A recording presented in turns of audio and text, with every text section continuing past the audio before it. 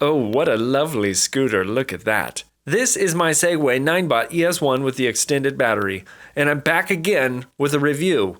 And it's been like another at least 130 miles. It's like I'm at 270 plus miles after the trip today. Let's do this. Boop, boop, battle, boop, bow. Again, I bought the scooter with my own money and the battery, so I'm just trying to help you, know about it and stuff. And it's not sponsored. Pros and cons, go. Pro, the power. Oh my, the power. So Segway does mention that it'll increase speed when you install the battery, but man, it's more than just 5 kilometers extra an hour. It's like torque. Torque City. You just got so much torque. Their words underplay the results, in my opinion. So I installed the battery, charged it to full, then hopped on the scooter and had it in sport mode, and I just laughed because it was funny. I had that EV grin you may hear about when people drive an EV. Anyway, it was funny. This little guy's got an attitude all of a sudden. Yeah, takeoff and hills and top speed, it all increased. With the biggest difference being the takeoff. Like it takes off way quicker and also will go up hills that it wouldn't before, which is cool. Okay, pro range. So the range is double, sort of. The original battery that was built into the scooter is 187 watt hours of storage, and the extended battery is the same capacity. So a total of 374 watt hours. They claim the total range of 45 kilometers, but it varies like massively now. If you're on the throttle in sport and weigh around 200 pounds like me, you'll chew through the batteries really quick. Batteries? Is it one battery now? I don't... Yeah. So you'll go through it much sooner than the 45 kilometer rated range if it's in sport. But if you run it in standard, you don't eat away at it so quick. The standard mode on the scooter seems to be like what the scooter used to be before I put the battery on it. Con, the cost. It cost $250 is what I paid, and now it's like $280 on Amazon. Anyway, gosh, it's like hundreds, but it's worth every penny. It can't be a pro, though. Pro, it's ready for the rain. I've ridden the scooter with the extended battery installed in pouring rain, and carefully, mind you, it operated perfectly. The battery itself has rubber seals like around the connections and the charge port, as well as it's like sealed way better on the capped off part where you can plug in the charger, compared to before. Pro, lighting. You know how I talk about the headlight in my review of the scooter? Well, check this out. It's got this pulsing red light on the battery to let others know, the dragon's breathing or something. I don't know why there's a pulsing red light facing forward. It's just there. Pro, build quality. Yes, it checks out. The rail that mounts to the scooter is robust feeling, and the hardware that comes with the battery is good. You could probably use some Loctite on it, but all in all, I like the quality. I didn't put anything extra on the threads, and they're holding up fine. The connections as well, seem well built. You can see it appears to have a couple main connectors for power, and then other ones for info, I guess. More on that later.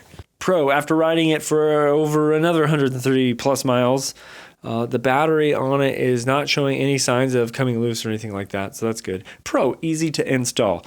Yep, Pro. You can read the battery status through the app.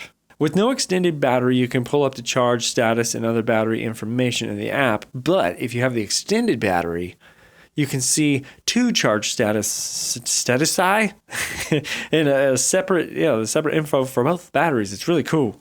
Pro, you can install the battery and not worry about a rush of current from one battery to the other because one has a much higher state of charge than the other, if that makes sense. I was skeptical of this. When I installed the extended battery, the scooter's state of charge was far different than the extended battery's state of charge, and I was worried that there'd be some massive transfer of current from one to the other, but nope. I just followed the directions. And bam, worked out. I was able to read both battery levels as just separate and unequal, and they didn't attempt to balance each other out at a standstill. So this is brilliant. Segway thought about this. They thought about what they're doing. They put in precautions, and that's great. If you guys are watching this, thanks. Thanks for using your brain. brains? Side note, when the batteries were unbalanced, like in the beginning, the scooter only used power from the higher charged battery, and there was like no performance increase. The scooter just seemed to ride like the battery wasn't installed, performance-wise. Pro-ish con? Charge time. So the charge time is not quite double, but it's increased it significantly. I call this a pro and a con because it works in favor of the rider and not. The adapter that the scooter comes with puts out a max of 70 watts and with a real wattage of around 60 to 65 watts because of the voltage. When a lithium-ion battery gets towards the top of its charge, like around 90%, it starts to cut back the wattage. So it used to use like half of its charge rate towards the top of the charge that the actual adapter would put out. You essentially had an adapter that could output more watts, but the battery couldn't take it. So adding another battery just makes the adapter that much more useful. So that's where the pro part of that is. Still, both batteries top out at 4.15 volts, which is good. Is this a pro? You can press a button on the battery itself to see the state of charge. Just like when you turn on the scooter? Redundant battery gauge? Sure. Con. Balance is thrown off. The scooter is more like top heavy. So when it's on its kickstand, it's more likely to fall over if you bump into it. And I've actually not tipped over the scooter yet. The handlebar grips have these rubber pieces on the end to soften the impact. If it were to fall over, that's good, but it's kind of goofy. So yeah, top heavy is con. Con, weight increase. Not that big of a con, but it's definitely not a pro. It's really not that big of a deal though. And you can still carry it around. You don't got to be a super buff person. You can still carry the thing, it's just heavier. Con, the increased power ends up affecting the front tire tread. This is a weird con. It's got so much more pull in sport mode that you wear down the front tire considerably faster than you do the rear tire. But yeah. So before I go on with the scooter update, I'll give you info on the battery. Is it good or is it bad? You decide after I decide. It is good. It's very, very, very good. Keep in mind, I own two electric vehicles, a 2012 Nissan Leaf and a 2016 Chevy Spark EV. And review videos I have for those are linked in the eye in the corner of the description below. Anyway, I'm way into EVs. The scooter I very much consider to be my third real EV. It has an app. It transports me around. And my goodness, with this extra battery, it is amazing.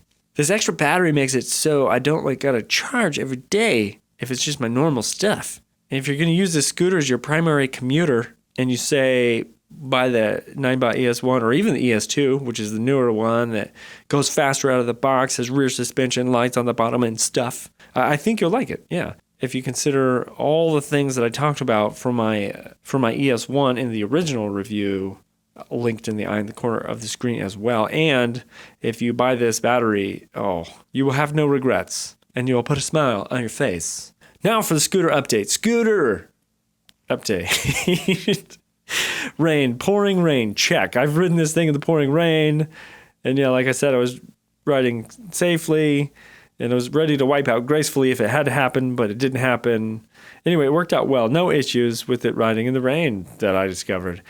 Two include very deep puddles. You probably shouldn't submerge the front wheel beyond the axle in water, but I've done that a couple times and have not suffered any consequences yet. And that was like at least 80 miles ago. Tires, they get worn out. That front one's way worse than the back. I don't know how easy or difficult they are to replace. I think I may just retread the front tire and just cut some new grooves into it. But mainly the front tire is the one wearing out. Loose steering tube. These two screws right here got slightly loose over time. So the whole stem or tube started to shift left and right a little bit. It was very subtle. So I've tightened them once with my bike tool. And it's been over another 100 miles since. And yeah, no issues. These other screws down here as well, they slowly get loose, and then you just tighten them up. I think that red Loctite would be the key for this. Range. So I took a long ride today, and I did 8.8 miles on the longest shot with another couple miles before that, and I wore the battery down to half, and I was using mainly the standard mode and some of sport mode at times. So it looks like it'll get 20 miles with like regular use, and that's bringing it all the way to 0. And it got to like 107 degrees, so I had to let it cool down. This was on a summer day. It's actually a beautiful day. It just felt miserable because it was so much humidity. Look at that. That's a beauty. Get out there, Just stuck staring at a screen of someone living their life. Get out there. Okay, a con I forgot to put in the original review was the charge port cover on the scooter, the original one. It's like this rubber flap, and it's hard to put in the DC jack, like when you're not charging it. Anyway, I used to just leave it loose all the time, so meh. Wait, that's it. That's it for now. I hope that helped. See you later, Internet.